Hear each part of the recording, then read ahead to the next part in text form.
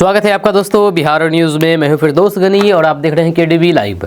दोस्तों आज हो चुका है 24 फरवरी 2026। तो आज की पूरे बिहार की टॉप न्यूज लेकर आए हैं आपके लिए। वीडियो शुरू करने से पहले आपसे रिक्वेस्ट है कि अगर आप पहली बार इस चैनल पर आए हैं तो इस चैनल को अभी आप सब्सक्राइब करके बेल आइकन को प्रेस कर दीजिए और साथ ही साथ वीडियो को लाइक कर दीजिए, अपने दोस्तों के साथ शेयर भी कीजिए।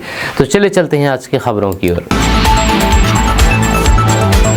आज बिहार न्यूज की शुरुआत सबसे पहले मौसम से करते हैं। तो बिहार में बदल रहा मौसम, सुबह ठंड तो दिन में तेज धूप। जी बिहार में मौसम का मिजाज तेजी से बदल रहा है। सुबह के समय हल्की ठंड का एहसास हो रहा है, लेकिन जैसे जैसे दिन चल रहा है धूप तेज होती जा रही है। वहीं पर तापमान करीब 30 डिग्री सेल्सियस तक पहुंच रहा है और आने वाले दिनों में इसमें और बढ़ोतरी के संकेत है। मौसम विभाग के मुताबिक मार्च की शुरुआत में पारा 35 डिग्री के आसपास जा सकता है। यह लोगों को सलाह दी गई है कि दोपहर की तेज धूप से बचें, पर्याप्त पानी पिएं और बच्चों और फिर बुजुर्गों का खास ख्याल रखें। बदलते मौसम के कारण सर्दी खांसी जैसी समस्याएं भी बढ़ सकती है, इसलिए सतर्क रहना जरूरी है। देश के संविधान को कमजोर कर रही है बीजेपी, तेजस्वी यादव का बड़ा आरोप। नेता प्रतिपक्ष तेजस्वी यादव ने बीजेपी पर गंभीर आरोप लगाते हुए कहा कि देश के संविधान को कमजोर करने की कोशिश की जा रही है। उन्होंने कहा कि लोकतांत्रिक संस्थानों पर दबाव बनाया जा रहा है और विपक्ष की आवाज को दबाने का प्रयास हो रहा है। तेजस्वी यादव ने दावा किया है कि केंद्र की नीतियों और फिर फैसलों से संवैधानिक मूल्यों को नुकसान पहुंच रहा है। उन्होंने कहा कि संविधान ने देश को एकजुट रखने का काम किया है, लेकिन मौजूदा सरकार की कार्यशैली से लोकतांत्रिक व्यवस्था पर सवाल खड़े हो रहे हैं। उन्होंने लोगों से अपील की है कि संविधान और लोकतंत्र की रक्षा के लिए जागरूक कर रहें। तेजस्वी यादव ने ये भी कहा कि विपक्ष इस मुद्दे को लेकर के सड़क से सदन तक आवाज उठाता रहेगा और जनता के अधिकारों की लड़ाई जारी रहेगा। बिहार में प्रधानमंत्री आवास योजना के तहत 35 लाख परिवारों का वेरिफिकेशन। जी हां, बिहार में प्रधानमंत्री आवास योजना के तहत 35 लाख परिवारों का वेरिफिकेशन किया जा रहा है। सरकार का उद्देश्य है कि योजना का लाभ सही और फिर जरूरतमंद लोगों तक पहुंचे। इसके लिए घर घर जाकर के दस्तावेजों और फिर पात्रता की जांच की जा रही है। अधिकारियों के अनुसार वेरिफिकेशन प्रक्रिया पूरी होने के बाद योग्य लाभुकों को ही आवास की स्वीकृति दी जाएगी। जिन लोगों का नाम सूची में है उनसे जरूरी कागजात तैयार रखने को कहा गया है। सरकार का दावा है कि इस कदम से फर्जी लाभुकों पर रोक लगेगी और फिर पारदर्शिता बढ़ेगी। वहीं पर आम लोगों को उम्मीद है कि जांच के बाद उन्हें जल्द ही पक्का घर मिलने का रास्ता साफ होगा। इनामी क्रिमिनल को एनडीए के लोग बचा रहे हैं, आरजेडी विधायक भाई वीरेंद्र का बड़ा आरोप। दरअसल बढ़ते अपराध को लेकर के आरजेडी विधायक भाई वीरेंद्र ने एनडीए सरकार पर गंभीर आरोप लगाए हैं। उन्होंने कहा है कि इनामी अपराधियों को सत्तापक्ष के लोग संरक्षण दे रहे हैं, जिससे कानून व्यवस्था कमजोर हो रही है। भाई वीरेंद्र ने दावा किया है कि राज्य में अपराध की घटनाएं लगातार बढ़ रही है, लेकिन सरकार सख्त कार्रवाई करने में नाकाम साबित हो रही है। उन्होंने पुलिस प्रशासन की कार्यशैली पर भी सवाल उठाए हैं। उन्होंने चेतावनी दी है कि अगर अपराध पर जल्द नियंत्रण नहीं किया गया तो फिर विपक्ष सड़क से सदन तक आंदोलन करेगा। वहीं पर सरकार की ओर से इन आरोपों को राजनीतिक बयानबाजी बताया जा रहा है। बिहार विधानसभा में अनोखी बहस, रसगुल्ले से लेकर के मंदिर के लड्डू को जीआई टैग दिलाने की मांग।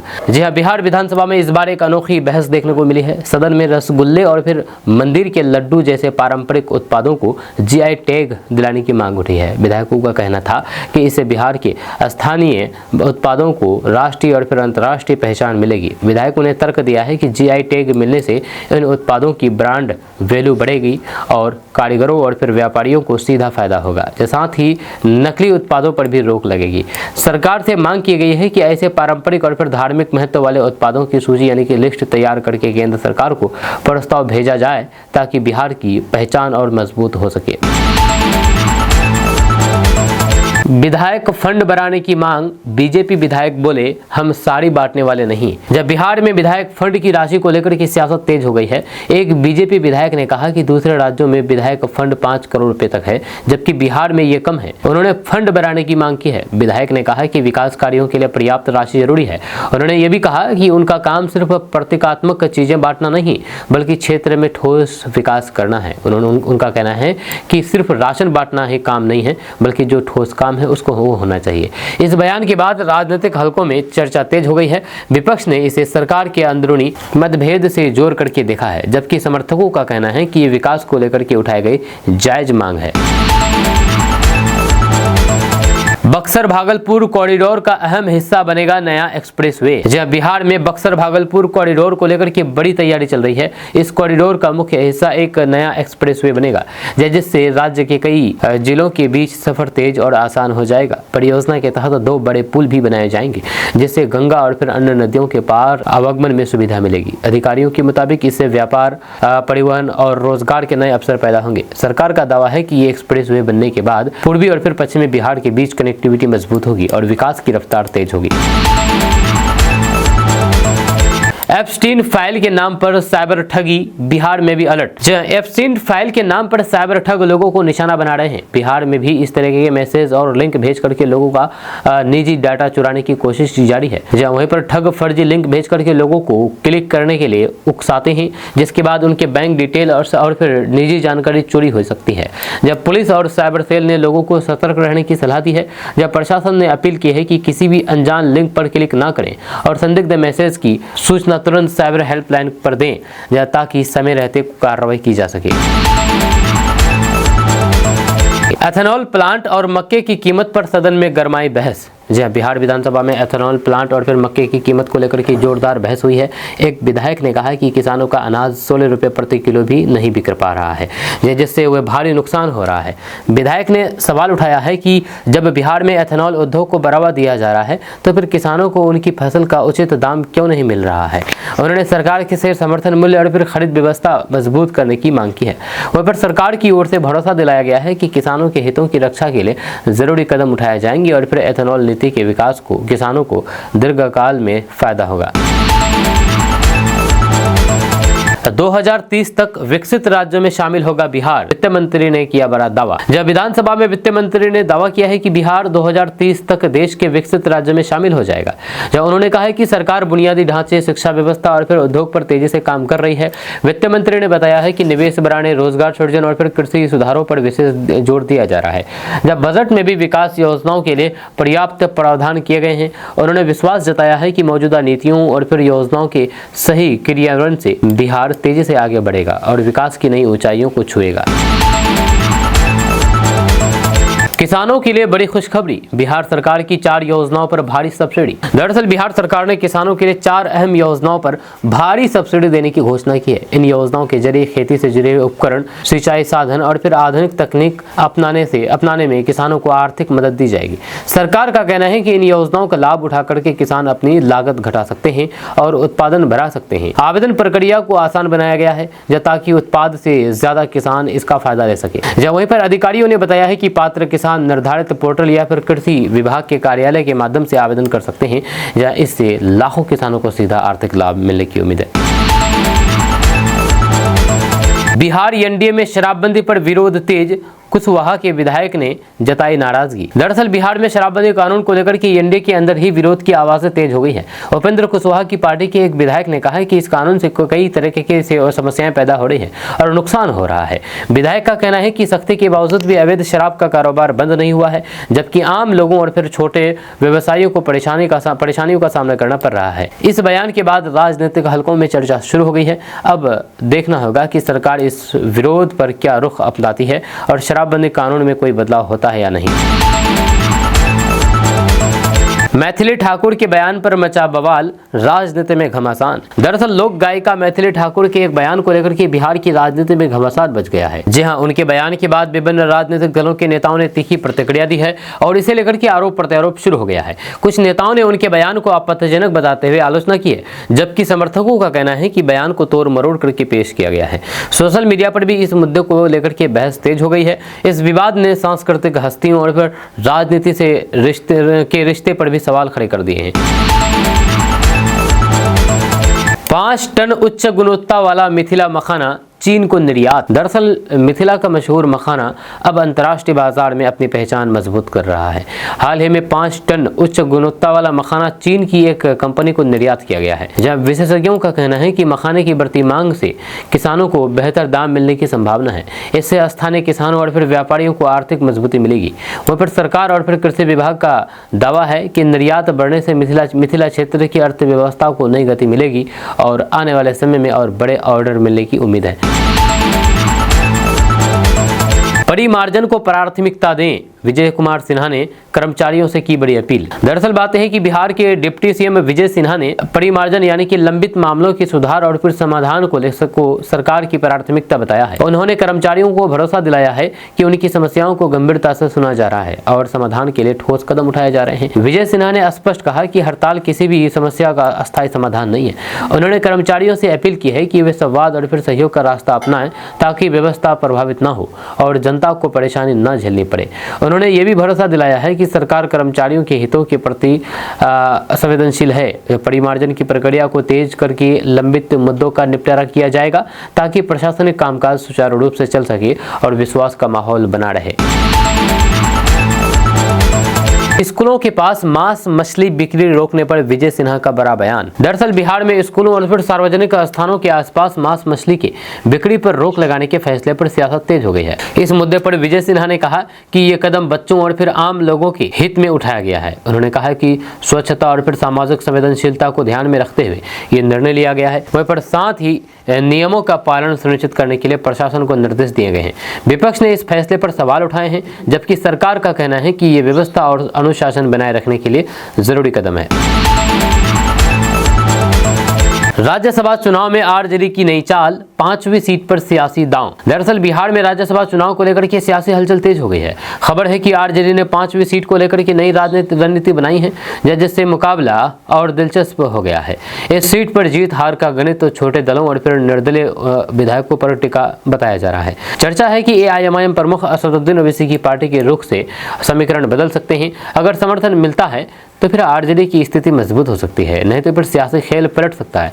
अब सबकी नज़र इस बात पर टिकी है कि आखिरी समय में कौन किसके साथ खड़ा होता है। 5वीं सीट पर होने वाली वोटिंग से बिहार की राजनीति में क्या नया संदेश जाएगा। नीतीश कुमार के इशारों पर फंसे आरजेडी एमएलसी, सदन में बड़ा विवाद। दरअसल बिहार विधान परिषद में उस वक्त हलचल मच गई जब एक आरजेडी एमएलसी ने आसन की ओर उंगली उठाई। बताया जा रहा है कि ये घटना सीएम नीतीश कुमार के एक इशारे के बाद हुई और मामला तुरंत तुल पकड़ गया। जब सत्ता पक्ष ने इसे सदन की मर्यादा के खिलाफ बताया और कड़ी आपत्ति जताई है, जब वहीं पर विपक्ष ने कहा है कि बात को बढ़ा चढ़ा करके पेश किया जा रहा है। जब घटना के बाद सदन में तीखी नोकझोंक हुई है और माहौल कुछ देर के लिए गर्मा गया। इस प्रकरण ने एक बार फिर से विधानसभा और फिर परिषद की कार्रवाई को सुर्खियों में ला दिया है। विधान परिषद में अपराध और भ्रष्टाचार पर घमासान, सत्ता पक्ष और विपक्ष आमने सामने। दरअसल बिहार विधान परिषद में अपराध और भ्रष्टाचार को लेकर के तीखी बहस देखने को मिली है। सत्ता और फिर विपक्ष के बीच जमकर के आरोप प्रत्यारोप हुए हैं और माहौल काफी गर्मा गया। जहां सत्ता पक्ष के नेताओं ने लालू राबड़ी शासनकाल पर निशाना साधते हुए कहा कि उस दौर में कानून व्यवस्था की स्थिति खराब थी। वहीं पर विपक्ष ने मौजूदा सरकार पर अपराध नियंत्रण में नाकामी का आरोप लगाया है। जब बहस के दौरान दोनों पक्षों ने अपने अपने आंकड़े और फिर तर्क पेश किए हैं। इस मुद्दे ने एक बार फिर से बिहार की कानून व्यवस्था को लेकर के सियासी माहौल को गर्म कर रख दिया है। प्रशांत किशोर का तीखा हमला, लोहिया जेपी के नाम पर राजनीति करने वालों पर साधा निशाना। दरअसल राजनीतिक रणनीतिकार प्रशांत किशोर ने बड़ा बयान देते हुए कहा कि जो लोग लोहिया और जयप्रकाश नारायण के नाम पर राजनीति करते हैं वही चुनाव में वोट खरीदने का काम कर रहे हैं। उन्होंने आरोप लगाया है कि आदर्शों की बात करने वाले नेता जमीन पर उन मूल्यों का पालन नहीं कर रहे हैं। प्रशांत किशोर ने कहा कि बिहार की राजनीति में सिद्धांतों की जगह अवसरवादी हावी हो गया है। जहाँ उन्होंने चुनावी प्रक्रिया में पारदर्शिता और फिर नैतिकता की जरूरत पर जोर दिया है। जहाँ उनके बयान के बाद राजनीतिक हलकों में हलचल तेज हो गई है। अलग अलग दलों के नेता इस पर अपनी अपनी प्रतिक्रिया दे रहे हैं।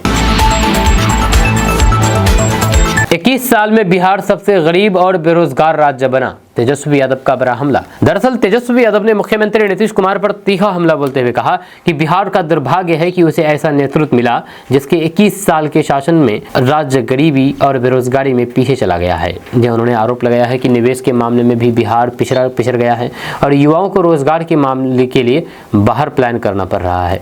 तेजस्वी यादव ने सरकार की नीतियों को असफल बताया है। साथ ही साथ उन्होंने कहा है कि जनता अब बदलाव चाहती है और विकास के नए मॉडल की जरूरत है। जहां उनके इस बयान से बिहार की राजनीति में एक बार फिर से आरोप प्रत्यारोप का दौर शुरू हो गया है। जंगल राज में भी इतनी हत्याएं नहीं होती थी, कानून व्यवस्था पर राबड़ी देवी का तंज। दरअसल पूर्व मुख्यमंत्री राबड़ी देवी ने बिहार की कानून व्यवस्था पर सवाल उठाते हुए सरकार प्रति का हमला बोला है। उन्होंने कहा है कि जिस दौर को जंगल राज कहा जाता था उसमें भी इतनी हत्याएं नहीं होती थी जितनी अब हो रही है। उन्होंने आरोप लगाया है कि मौजूदा सरकार अपराध रोकने में विफल रही है और आम लोग खुद को असुरक्षित महसूस कर रहे हैं। राबड़ी देवी ने अपराध के आंकड़ों का हवाला देते हुए सख्त कार्रवाई की मांग की है। वहीं पर सत्ता पक्ष ने इन आरोपों को राजनीतिक बयानबाजी बताया है। इस बयान के बाद एक बार फिर से कानून व्यवस्था का मुद्दा सियासी बहस के केंद्र में आ गया है। बच्चों में बढ़ते स्क्रीन टाइम पर सख्त होगी बिहार सरकार। दरअसल बात है कि बिहार सरकार बच्चों में बढ़ते ऑनलाइन गेमिंग और स्क्रीन टाइम यानी कि मोबाइल देखने को लेकर के चिंतित है। इसे नियंत्रित करने के लिए नई रणनीति बनाने की तैयारी की जा रही है। सरकार का मानना है कि अत्यधिक स्क्रीन टाइम से बच्चों को मानसिक और फिर शारीरिक स्वास्थ्य पर असर पड़ रहा है। इसीलिए अभिभावकों और फिर स्कूलों की भूमिका भी तय की जाएगी। नई नीति के तहत जागरूकता अभियान चलाने और डिजिटल उपयोग को संतुलित रखने के उपाय शामिल किए जा सकते हैं ताकि बच्चों का समग्र विकास सुनिश्चित हो सके। शराबबंदी पूरी तरह फेल, 30,000 करोड़ का काला कारोबार, आरजेडी का आरोप। दरअसल आरजेडी ने बिहार में लागू शराबबंदी कानून को पूरी तरह से फेल बताया है और बड़ा दावा किया है। जहां पार्टी का कहना है कि बिहार में करीब 30,000 करोड़ रुपए का अवैध शराब कारोबार चल रहा है। आरजेडी नेताओं ने सदन में इस मुद्दे पर चर्चा की मांग की है और सरकार से जवाब देने को कहा गया है। उनका आरोप है कि कानून के बावजूद भी तस्करी और फिर अवैध बिक्री जारी है, जिससे राजस्व का नुकसान और अपराध बढ़ रहा है। वहीं पर सरकार का कहना है कि शराबबंदी को सख्ती से लागू किया जा रहा है और अवैध कारोबार पर लगातार कार्रवाई हो रही है। इस मुद्दे पर सियासत तेज हो गई है। सदन में उखड़े सम्राट चौधरी, विपक्ष को दी चेतावनी। दरअसल बिहार विधानसभा में बहस के दौरान गृह मंत्री सम्राट चौधरी विपक्ष पर जमकर के बरसे। उन्होंने कहा कि वे गृह मंत्री है और सभी की फाइल उनके पास है। सम्राट चौधरी ने विपक्ष को चेतावनी भरे लहजे में कहा कि कानून से कोई ऊपर नहीं है और गलत काम करने वालों पर कार्रवाई होगी। उनके बयान से सदन का माहौल कुछ देर के लिए गर्मा गया, जब विपक्ष ने इसे दबाव की राजनीति बताया है, जबकि सत्ता पक्ष का कहना है कि कानून व्यवस्था बनाए रखने के लिए सख्त रुख जरूरी है। बिहार में सरकारी ऑफिसर बनने का मौका, 102 पदों पर होगी भर्ती। दरअसल बिहार में सरकारी नौकरी की तैयारी कर रहे युवाओं के लिए अच्छी खबर है। 102 पदों पर ऑफिसर स्तर की वैकेंसी निकाली गई है। इसके लिए आवेदन प्रक्रिया जल्द शुरू होने वाली है। इन पदों पर चयन लिखित परीक्षा और फिर इंटरव्यू के आधार पर किया जाएगा, जहां अभ्यर्थियों को निर्धारित योग्यता और फिर उम्र सीमा की शर्तें पूरी करनी होगी। अधिकारियों ने युवाओं से अपील की है कि वे आधिकारिक नोटिफिकेशन ध्यान से पढ़ करके ही आवेदन करें। यह मौका सरकारी सेवा में कैरियर बनाने का बड़ा अवसर माना जा रहा है। राज्यसभा चुनाव में हिना साहब को उतारने की चर्चा, सियासी अटकलें तेज। दरअसल राज्यसभा चुनाव को लेकर के सियासी सरगर्मी बढ़ गई है। चर्चा है कि हिना साहब को उम्मीदवार बनाकर के आरजेडी नई रणनीति अपना सकती है। यह कहा जा रहा है कि इस कदम से कुछ खास वोट बैंक को साधने की कोशिश हो सकती है। पार्टी के एक गरीबी विधायक के बयान के बाद अटकलें तेज हो गई है। हालांकि अभी आधिकारिक घोषणा नहीं हुई है, लेकिन राजनीतिक गलियारों में इसे बड़े सियासी दाव के रूप में देखा जा रहा है। अब सबकी नजर अंतिम फैसले पर टिकी है। खजाने पर सवालों को लेकर अशोक चौधरी का जवाब। दरअसल तेजस्वी यादव द्वारा बिहार में के खजाने और फिर आर्थिक स्थिति पर सवाल उठाए जाने के बाद मंत्री अशोक चौधरी ने जवाब दिया है। उन्होंने कहा है कि राज्य की आर्थिक स्थिति मजबूत है और चिंता की कोई बात नहीं है। अशोक चौधरी ने कहा है कि विकास योजनाओं के लिए पर्याप्त संसाधन उपलब्ध है और फिर सरकार वित्तीय अनुशासन के साथ काम कर रही है। उन्होंने विपक्ष पर बेवजह भ्रम फैलाने का आरोप लगाया है और भरोसा दिलाया है कि बिहार की आर्थिक स्थिति स्थिर और संतुलित है। विदेशी लड़कियों का हिंदी और भोजपुरी बोलता वीडियो वायरल। जी हां, सोशल मीडिया पर 3 विदेशी लड़कियों का एक वीडियो तेजी से वायरल हो रहा है। वीडियो में एक लड़की खैनी मांगती दिख रही है, जबकि दूसरी बेहद अच्छी हिंदी बोलती नजर आ रही है। इस अनोखे अंदाज ने इंटरनेट पर लोगों का ध्यान खींच लिया है। लोग वीडियो को मजेदार और दिलचस्प बता रहे हैं। वीडियो पर हजारों लाइक और कमेंट आ चुके हैं। सोशल मीडिया पर यह क्लिप तेजी से चर्चा का विषय बना हुआ है। बिहार पुलिस कांस्टेबल ऑपरेटर भर्ती 2026, 993 पदों पर आवेदन 1 मार्च से। दरअसल बिहार पुलिस में कांस्टेबल ऑपरेटर के 993 पदों पर भर्ती के लिए अधिसूचना जारी कर दी गई है। आवेदन प्रक्रिया 1 मार्च से शुरू होगी। इच्छुक अभ्यर्थी निर्धारित योग्यता और फिर आयु सीमा के अनुसार ऑनलाइन आवेदन कर सकेंगे। यह चयन प्रक्रिया में लिखित परीक्षा और फिर अन्य चरण शामिल होंगे। यह सरकारी नौकरी की तैयारी कर रहे युवाओं के लिए यह बड़ा अवसर माना जा रहा है। समस्तीपुर में डीएलएड डिग्री के नाम पर लाखों की ठगी। समस्तीपुर में डीएलएड की डिग्री दिलाने के नाम पर लाखों रुपए की ठगी का मामला सामने आया है। आरोप है कि कुछ लोगों ने फर्जी आश्वासन देकर के अभ्यर्थियों से पैसे लिया। जहां पीड़ितों ने पुलिस में शिकायत दर्ज कराई है। मामले की जांच शुरू कर दी गई है और दोषियों की तलाश की जा रही है। जब प्रशासन ने लोगों से अपील की है कि किसी भी कोर्स या फिर नौकरी के नाम पर पैसे देने से पहले पूरी जाँच पड़ताल करें तभी पैसे दें। दोस्तों, ठाकुरगंज विधानसभा के दल्ले गांव पंचायत के नेबुआ चौक पर इस बार रमजान की रौनक कुछ अलग ही दिखी है। यह क्षेत्र संख्या 12 के जिला पार्षद उम्मीदवार तवनगर हुसैन बागी उर्फ बंटी ने यहां 200 से ज्यादा जरूरतमंद परिवारों को रमजान किट मुहैया कराई है। खास बात यह है कि राशन का सामान ट्रैक्टर से भर करके खुद बंटी गांव-गांव पहुंचे और लोगों के बीच वितरण किया। रमजान किट में शहरी इफ्तारी से जुड़ा जरूरी सामान शामिल था, ताकि रोजेदारों को शहरी और इफ्तार में किसी तरह की परेशानी ना हो। गरीब, मजलूम और मजबूर परिवारों तक ये राहत पहुंचाई गई है। स्थानीय लोगों का कहना है कि ऐसे समय में जब कई घरों में चूल्हा जलाना भी मुश्किल होता है, तब इस तरह की मदद उनके लिए बड़ी राहत बनती है। जब बंटी पिछले कई वर्षों से इस तरह के सामाजिक कार्यों में सक्रिय है।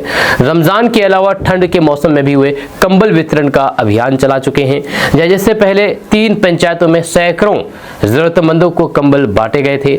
अब रमजान के मौके पर दल्ले गांव पंचायत में बड़े पैमाने पर राशन वितरण करके उन्होंने अपनी सक्रियता फिर से दिखा दी है। इस वितरण कार्यक्रम में कुछ जिम्मेदार स्थानीय लोग भी मौजूद रहे, जिन्होंने घर घर जाकर के लोगों को बुलाया और जरूरतमंदों को इकट्ठा करके राशन दिलाने में सहयोग किया। वहां पर लोगों की भारी भीड़ जुटी और गाँव में राहत और खुशी दोनों नजर आई।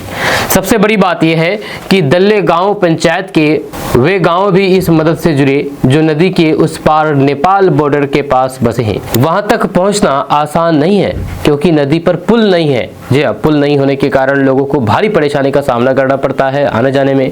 यही वजह है कि कई नेता उस पार जाने से कतराते हैं। लेकिन इस बार ट्रैक्टर में राशन लाद करके बंटी उन इलाकों तक पहुंचे जहां शायद ही कोई जनप्रतिनिधि पहुंचता हो। स्थानीय लोगों का कहना है कि रमजान में जब रोजेदार भूखे पेट इबादत करते हैं, तब ऐसी मदद के लिए सच्ची राहत बनती है। फिलहाल दल्ले गांव पंचायत में इस पहल की चर्चा जोरों पर है और इसे लेकर के स्थानीय गलियारों में भी हलचल तेज हो गई है। बंटी जी के इस काम को लेकर के आप क्या सोचते हैं? आप नीचे कमेंट बॉक्स में कमेंट करके जरूर बताइएगा। जी हाँ, किशनगंज में सड़क पर दौड़ रही बसें, लेकिन सवाल यह है कि क्या ये बसें सुरक्षित है? या शहर और फिर आसपास के इलाकों में चल रही अधिकांश बसों में जरूरी सुरक्षा उपकरणों की कमी सामने आई है। इमरजेंसी विंडो या तो जाम है या फिर सही हालात में नहीं है। कई बसों में तो आपातकालीन निकास मौजूद नहीं है। ऐसे में अगर कोई बड़ा हादसा हो जाए तो फिर यात्रियों का बाहर निकल पाना मुश्किल हो सकता है। जब पिछले कुछ वर्षों में ओवरब्रिज और फिर अन्य इलाकों में कई छोटे बड़े सड़क हादसे हो चुके हैं। इन घटनाओं ने बसों की बदहाल स्थिति को उजागर किया है। यात्रियों का कहना है कि अग्निशमन यंत्र, प्राथमिक चिकित्सा किट और ठीक हालात में इमरजेंसी एग्जिट जैसी बुनियादी सुविधाएं कई बसों में नदारद है। यात्री चंद किशोर राम बताते हैं कि बसों की हालात इतनी खराब है कि इमरजेंसी में जान बचाना मुश्किल हो जाता है। प्रशासन को इस पर सख्ती करनी चाहिए।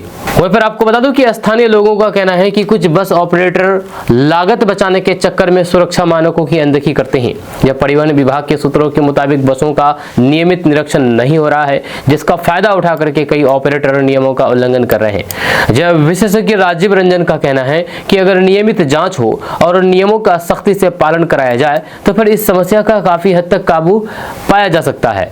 अब किशनगंज के नागरिक मांग कर रहे हैं कि परिवहन विभाग विशेष अभियान चलाए, जहां हर बस की तकनीकी जांच हो और जिन बसों में सुरक्षा उपकरण नहीं है उन्हें तुरंत सड़क से हटाया जाए, क्योंकि सवाल सिर्फ नियमों का नहीं बल्कि सैकड़ों यात्रियों की जान का है। तो अगर अभी सख्त कदम नहीं उठाए गए तो फिर आने वाले दिनों में कोई बड़ा हादसा भी हो सकता है। अब देखना यह होगा कि प्रशासन कब जागता है और बसों की सुरक्षा को प्राथमिकता देता है।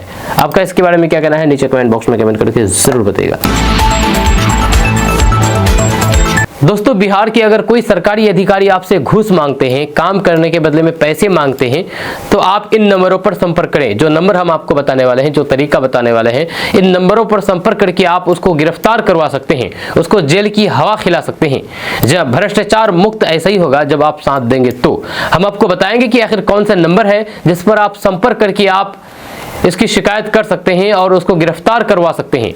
जी हाँ, जैसे कि आपको पता है कि हमारे इलाके में सरकारी काम के लिए पैसे देने पड़ते हैं। जी हाँ, ज़्यादातर सरकारी काम करने के लिए अगर जाते हैं, दफ्तरों के चक्कर लगाते हैं, तो वहाँ पर आपसे रिश्वत मांगा जाता है, घूस मांगा जाता है। ऐसे में अब आप उन कर्मचारी अधिकारियों को गिरफ्तार करवा सकते हैं इन नंबरों पर कॉल करके, हम आपको ये बताएंगे। तो आपको बता दूं कि किशनगंज सहित पूरे बिहार में यदि किसी भी सरकारी कर्मचारी, पदाधिकारी या किसी भी जिम्मेदार व्यक्ति द्वारा घूस मांगी जाती है या भ्रष्टाचार किया जाता है, तो आप सीधे स्पेशल विजिलेंस यूनिट यानी कि SVU से संपर्क कर सकते हैं।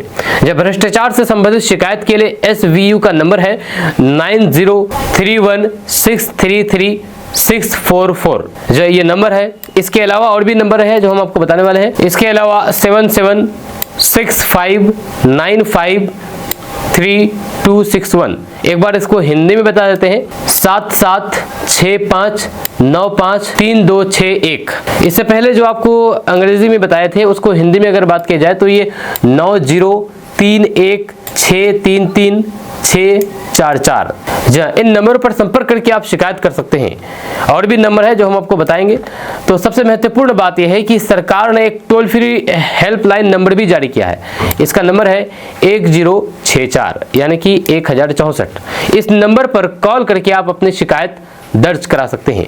जब सरकार का साफ संदेश है कि चाहे कोई भी पदाधिकारी हो, कोई भी कर्मचारी हो या कोई भी व्यक्ति जो अपने पद का दुरुपयोग करके पैसे की मांग करता हो, उसके खिलाफ कार्रवाई होगी। अगर आपसे किसी योजना का लाभ दिलाने, प्रमाण पत्र बनाने, जमीन संबंधित काम कराने, पुलिस या फिर अन्य सरकारी सेवा के बदले रिश्वत मांगी जाती है, तो बिना डरे इन नंबरों पर आप सूचना दे दें। जब भ्रष्टाचार मुक्त समाज बनाने में आम जनता की भूमिका बेहद महत्वपूर्ण है। जब आपकी एक शिकायत न सिर्फ आपके हक की रक्षा करती है बल्कि दूसरों को भी शोषण से बचा सकती है। अब फैसला आपके हाथ में है कि चुप रहें या आवाज उठाएं। जब सरकार ने नंबर दे दिए हैं, जरूरत है जागरूक नागरिक बनने की, तो आप जागरूक नागरिक बने। आपसे कोई भी सरकारी कर्मचारी पैसे मांगते हैं तो इन नंबर पर संपर्क करके उनको गिरफ्तार करवाइए, तभी भ्रष्टाचार मुक्त बिहार बनेगा, भ्रष्टाचार मुक्त किशनगंज बनेगा। दोस्तों, अभी हम लोग बात करने वाले हैं IAS तुषार सिंगला और IPS नवजोत सिमी के बारे में। दोनों की लव स्टोरी के बारे में हम बात करने वाले हैं। जैसे कि आपको पता है कि IAS तुषार सिंगला किशनगंज के जिलाधिकारी रह चुके हैं और बहुत सारे लोग इन दोनों के लव स्टोरी के बारे में पता होगा, कुछ लोगों को नहीं भी पता हो सकता है। तो इसलिए हम इन दोनों के लव स्टोरी के बारे में बात करने वाले हैं। आपको बता दूं कि दोनों बहुत ही खूबसूरत है। जब तुषार सिंगला काफी हैंडसम IAS हैं, वहीं पर IPS नवजोत सिमी भी काफी खूबसूरत अधिकारी हैं। दोनों की लव स्टोरी काफी यूनिक है। दोनों ने ऑफिस में ही शादी रचाई है। UPSC जैसी कठिन परीक्षा पास करना लाखों युवाओं का सपना होता है। दिन रात के मेहनत, संघर्ष और अनुशासन के बाद कुछ ही लोग IAS और IPS जैसे प्रतिष्ठित पद पर पहुंच पाते हैं। लेकिन जब ऐसे दो अफसरों के बीच दोस्ती प्यार में बदल जाए और फिर शादी भी एक अनोखे अंदाज में हो जाए तो फिर वह कहानी चर्चा का विषय बन ही जाती है। अभी हम आपको एक ऐसे ही दिलचस्प लव स्टोरी के बारे में बता रहे हैं जिसने सोशल मीडिया पर भी खूब सुर्खियां बटोरी है। फॉलो करेंगे तो आपको KDB लाइव की सभी तरह खबरें आपको देखने को मिलेगी। तो आपको बता दूं कि प्रशासनिक परीक्षाएं पास कर पाना कोई आम बात नहीं है। एस्पिरेंट्स दिन रात मेहनत करके ऐसी परीक्षाएं पास कर पाते हैं, वो भी सारे नहीं। हजारों लाखों की संख्या में से कुछ ही उम्मीदवार होते हैं जो इस कठिन परीक्षा को पास कर पाते हैं। लोग इतना कठिन परिश्रम करके आगे बढ़ते हैं। आजकल के समय के मुताबिक लोग अपने फील्ड के लोगों से ही शादी ब्याह रचाने का सोचते हैं। जैसे डॉक्टर से शादी करते हैं, इंजीनियर को पसंद करते हैं, वैसे ही प्रशासनिक परीक्षा पास करने वाले IAS IPS अधिकारी भी अपनी पसंद से ही शादी करना पसंद करते हैं। वैसे तो अभी तक कई IAS अफसरों की लव स्टोरी इंटरनेट पर खूब छाई हुई है। किसी ने रोमांटिक अंदाज में प्रपोज किया है तो फिर किसी ने बेहद ही सिंपल तरीके से बस 4 लोगों के सामने ही शादी रचा ली है। वहीं पर ऐसे ही अनोखी कहानियों के साथ ही हम आपके लिए लेकर आए हैं IAS अफसर की ऐसी दिलचस्प कहानी जो आपका भी दिल जीत लेगी। दरअसल ये कहानी है IAS अधिकारी तुषार सिंगला और IPS अधिकारी नवजोत सिमी की। पटना की गलियारों से दोनों का इश्क परवान चढ़ा और बंगाल में जाकर के इस प्यार को अंजाम मिला। आपको बता दूं कि IAS तुषार सिंगला और IPS अधिकारी नवजोत सिमी की मुलाकात दिल्ली में UPSC की कोचिंग के दौरान हुई थी। लेकिन दोनों के बीच प्यार तब परवान चढ़ा जब दोनों पटना के एक रेस्टोरेंट में मिले। वहीं पर दोनों की पुरानी दोस्ती ने प्यार का रूप लिया। वैसे आपको बता दें कि नवजोत तुषार सिंगला से लगभग 2.5 साल बड़ी है, लेकिन प्यार नंबर नहीं देखता। आपको बता दें कि दोनों की शादी का किस्सा भी काफी बड़ा ही दिलचस्प है। जब तुषार सिंगला पश्चिम बंगाल की हावड़ा में SDO के पद पर तैनात थे, तब अचानक से ही काम के बीच समय निकाल करके कार्यालय में ही IPS नवजोत सिमी संग शादी रचा ली। कार्यालय में ही, ऑफिस में ही। जब दोनों की इतनी सिंपल और इतनी रोमांटिक अंदाज में की जाने वाली शादी इंटरनेट पर चर्चा का विषय बनी हुई है। आपका इसके बारे में क्या कहना है नीचे कमेंट बॉक्स में कमेंट करके जरूर बताइएगा। तो दोस्तों, खगरा मेला बंद करने का आदेश हुआ है, लेकिन इस आदेश के बाद बवाल मच गया है, क्योंकि दुकानदारों ने खगरा मेला कार्यालय का घेराव किया है। किशनगंज का ऐतिहासिक खगरा मेला, जो वर्षों से सीमांचल की पहचान रहा है, अब विवाद और विरोध का केंद्र बन गया है। जब प्रशासन की ओर से मेला बंद करने के निर्देश के बाद दुकानदारों में भारी नाराजगी देखी गई है। जब सोमवार को आक्रोशित दुकानदारों ने खगरा मेला कार्यालय का घेराव करके प्रदर्शन किया। दुकानदारों का कहना है कि उन्हें अचानक दुकान हटाने का आदेश दे दिया गया है, जिससे उन्हें लाखों रुपए का नुकसान होगा। एक दुकानदार ने कहा है कि हम हर साल यहाँ दुकान लगाते हैं और होली के बाद ही हटाते हैं। अभी कोई दूसरा मेला नहीं लग रहा है, तो फिर आखिर हम जाए तो जाए कहाँ। तो आपको बता दें कि इस साल खगरा मेला का उद्घाटन 12 जनवरी को हुआ था। आमतौर पर ये मेला 1 महीने तक चलता है, लेकिन छोटे दुकानदार जैसे खिलौने, मीना बाजार और फिर अन्य दुकानें होली के बाद तक टिके रहते हैं।